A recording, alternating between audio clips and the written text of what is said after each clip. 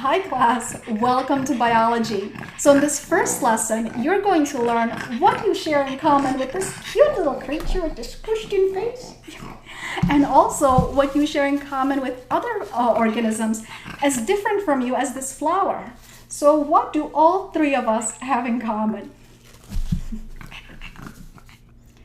So first we're going to learn some vocabulary for the parts that make up living organisms and our environment as a whole. Then we will talk about the shared characteristics between living organisms. And lastly, you will learn how scientists classify or group organisms and name them according to their similarities and differences. All right, so first let's talk about some of these parts of life.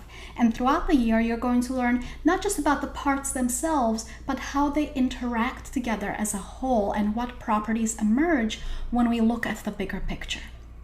So in chemistry, you learned that everything, including yourself, is made up of atoms and molecules. And in this picture, we have the DNA molecule, which carries our genetic information. Then moving on to the cell. The cell is the structural and functional unit of life. It is the smallest unit that is considered alive. And some organisms are made up of just a single cell, while others, like yourself, are made up of multiple cells. Then a tissue is made up of multiple cells that are the same and work together to carry out the same function. And here is a picture of cardiac muscle tissue, which makes up the walls of your heart. Then an organ is made up of multiple tissues that interact together to carry out a related function. And the example here is the heart, which is made up of cardiac muscle tissue and nervous tissue. Then an organ system is made up of multiple organs that interact together, again, to carry out a related function. And here in this example, we have the circulatory system. And you also have the digestive system, the respiratory system, and so on. So moving on to the bigger levels of life, here we have a multicellular organism. Then a population is made up of multiple individuals of the same species that live in a particular geographic area. So in this example, this group of elephants in a specific nature reserve in Africa, they're that nature reserve's population of elephants. Or you could have the population of squirrels, say, on your school campus. Then a community is made up of multiple populations of different species, again, in a particular geographic area. So here in this nature reserve, the community is made up of the giraffes, the elephants, the trees, the grasses, any birds and insects, any bacteria living in this water or the soil. All the living components of this area are considered its community. Then an ecosystem takes into account both the living, the community, and the non-living components of a particular area. So this nature reserve is an ecosystem that's made up of the giraffes, the elephant, the trees, the insects, as well as the water, the rocks, the air, and their physical and chemical properties. Or an ecosystem could also be a specific river, a lake, a forest. I hope you get the idea.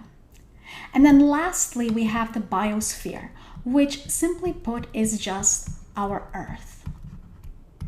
So there is only one biosphere, and I hope you will learn to appreciate it throughout this year. So next, let's talk about the shared characteristics of all living organisms. So all of life is composed of cells. Life is also organized, like you can see in this beautiful photo of the aloe plant. Now, to become organized, life requires energy. Energy is necessary to build organized cells, tissues, organs, and so on. So the ultimate source of energy for almost all living things on Earth is the sun. The energy in sunlight is captured by organisms we refer to as producers. Producers can take the energy in sun and use it to create food. And producers are plants, algae, and other organisms that you're going to learn about. Then consumers, they need to eat producers or other consumers for their source of energy. So consumers includes animals as well as fungi and some other life. So some animals eat plants, other animals eat other consumers as their source of energy. Life also carries out metabolic reactions. Here you have an illustration of one of the most important chemical reactions on this planet, and that is photosynthesis. In photosynthesis, plants take carbon dioxide, water, and the energy in sunlight to build organic molecules such as sugars and give off oxygen. But there are many other biochemical reactions. Metabolism simply refers to all of the biochemical reactions that take place in cells. Living organisms also all have the ability to respond to their environment. They can respond to external signals from the environment, such as this orchid plant changing its growth to bend towards the sunlight so that it can take it can absorb the maximum amount of sunlight. Organisms can also respond to internal signals and regulate their internal environment, such as here these ostriches regulating their internal body temperature. You're going to learn quite a bit about something called homeostasis. Homeostasis is the ability to maintain a steady internal state. Now remember, it's not just animals that can do this. All living things can regulate their internal environment.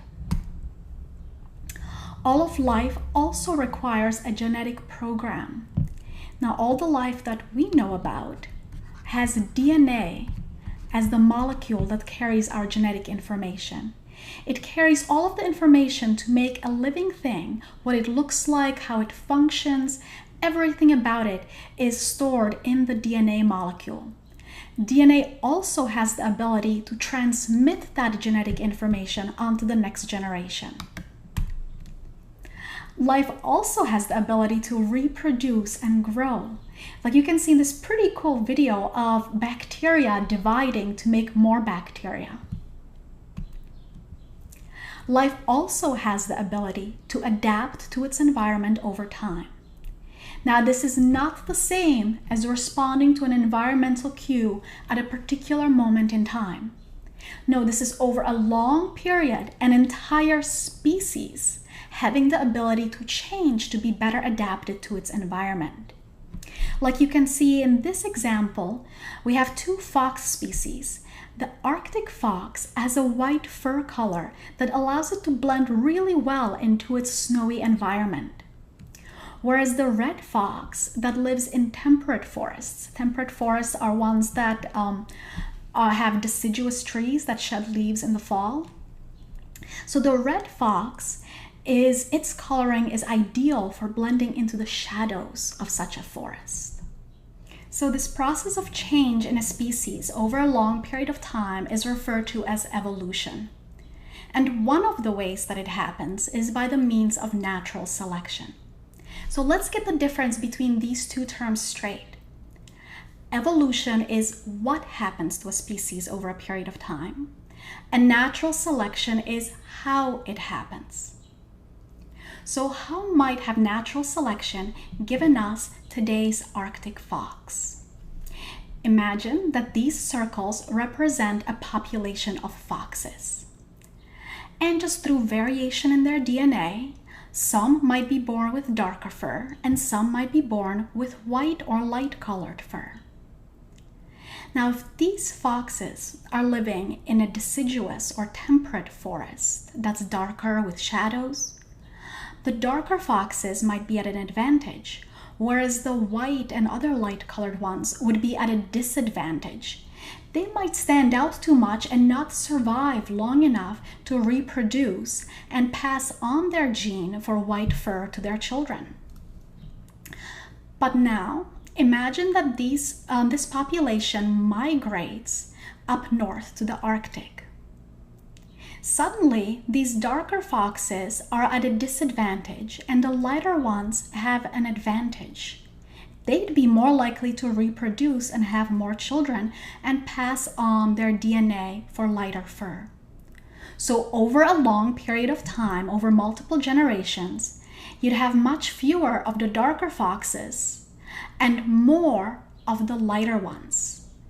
And we go a number more generations, and even a bigger percentage of the population now has white fur and others are light, until eventually the 100% of this population has the white fur that we're familiar with today. So evolution has given us the incredible diversity of life on this planet. And here in this slide, I just put a picture of a selection of the different fox species that are alive on Earth today, each living in a different environment, and they're very well adapted for the particular environment that they live in.